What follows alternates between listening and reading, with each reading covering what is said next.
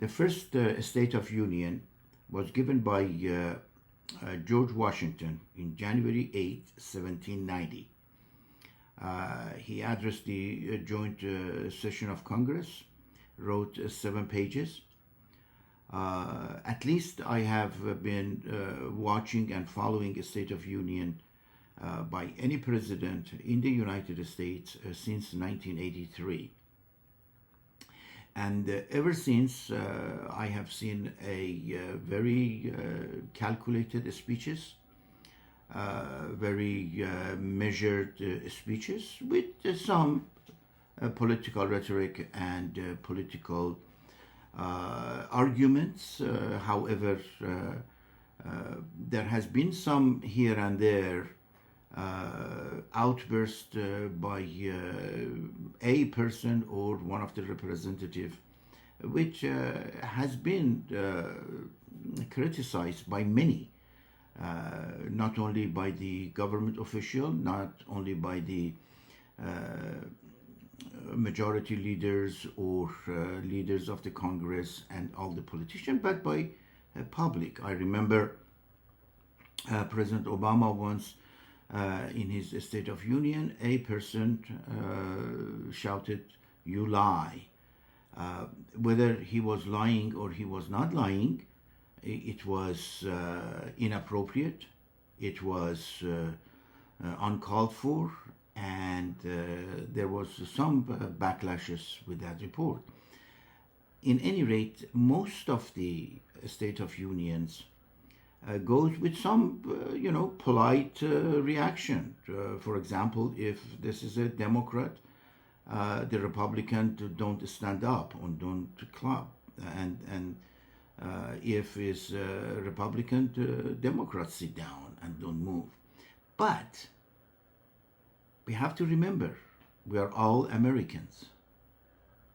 All the Congress people are trusted individuals by 3,070,000 or close to 400 million American. Doesn't matter how many of them voted, let's say 200 million or more or less, or whatever majority voted. These people supposed to be measured, supposed to be calculated, supposed to be polite, supposed to be worthy of our vote. But unfortunately, in many, many instances, they are not. And really, they should revisit their position. They should revisit their status and their relationship with the Americans. It is okay not to stand up. It is okay to disagree. But the State of Union is a collaborative event, is a political measure that gonna be seen by millions across the world. And the American, the leader of the free world, should not behave like a children. When it comes to the national issue, of course they have to clap, they have to stand up.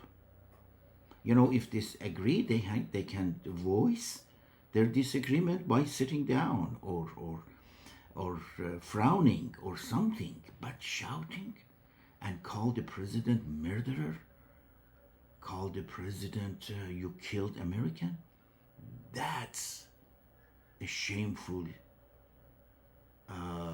expression of whatever you want to call it, is stupid, is uncalled for, particularly by those that are privileged to be there. Being a congresswoman or man, or being a senator, is a privilege that is given to the people, to the American people, to serve them, not to accumulate wealth. Just looking at all the congressmen and congresswomen and senators it is nothing with me or you. Just go Google, see what is the net worth of Miss Ocasio, or any Republican or Democrat. They are at the millions. And as you know, any American works for 40 years. You can accumulate 20 millions if you're working in a steady job. However, United States is a free market enterprise and a dream country to live in. And everybody and many people come to United States to grow and to accumulate wealth, and is well deserved. So anybody and everybody that legally and honestly accumulate any wealth, that's a given. It should be celebrated.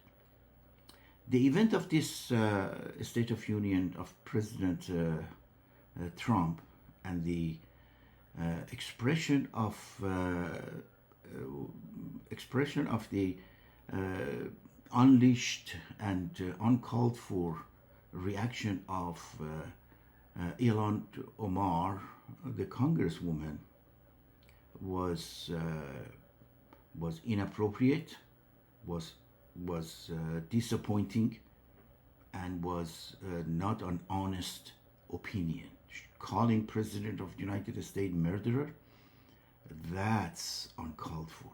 Particularly from the person that called herself Muslim and come from Somalia.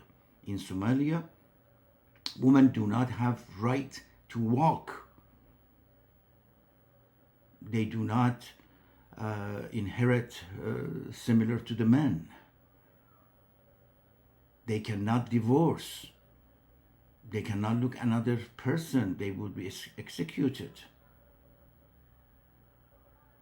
They cannot talk without the permission of their husband, of the male person. There are honor killing in Muslim world and in Somalia. Corruption in Somalia is to the roof. And Minnesota has corruption, whether it is by Somalian or by other people. Well, the government has right to investigate. However, Miss Ilhan Omar become the congresswoman of the district of Minnesota by Somalian, and I'm sure used the minority and Muslim status to become, and has this cover, the hair cover, called hijab. The Muslim women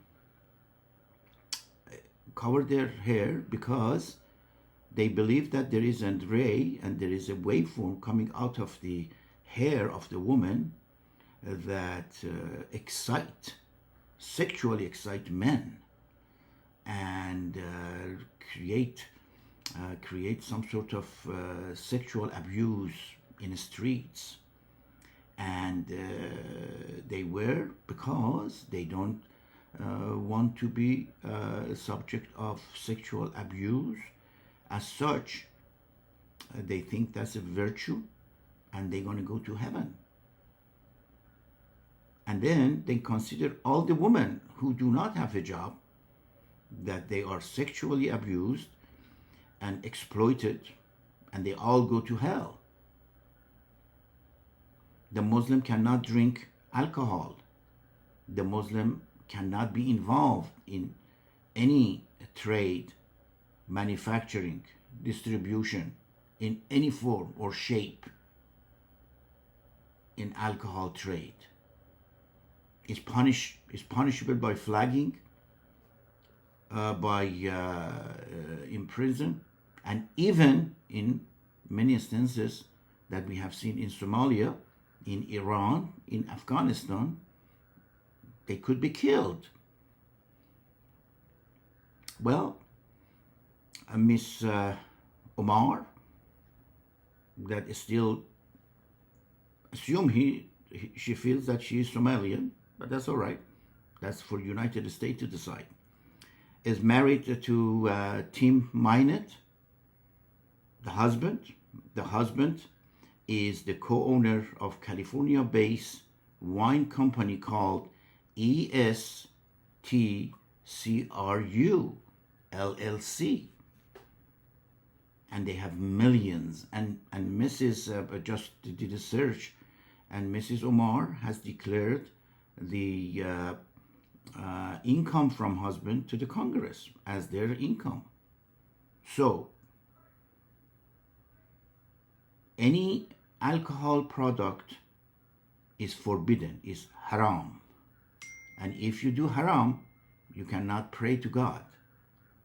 You cannot go to Mecca. You cannot be a Muslim. You're subject to punishment. Selling, consuming alcohol, being benefited from money produced by alcohol is punishable by Islamic and Sharia law. So, dear Mrs. Omar, you're covering your head, insulting to all American women. Your husband and yourself are involved in producing and selling and using that money to raise children, to eat haram. The word is haram, meaning forbidden by God. And you are sitting and calling the President of the United States murderer? America should revisit this freedom of speech, revisit this concept of political correctness, and this religious freedom and any religion phobia, Islamophobia. We have to put a stop to this nonsense. And I expect not only President Trump, I expect the Congress,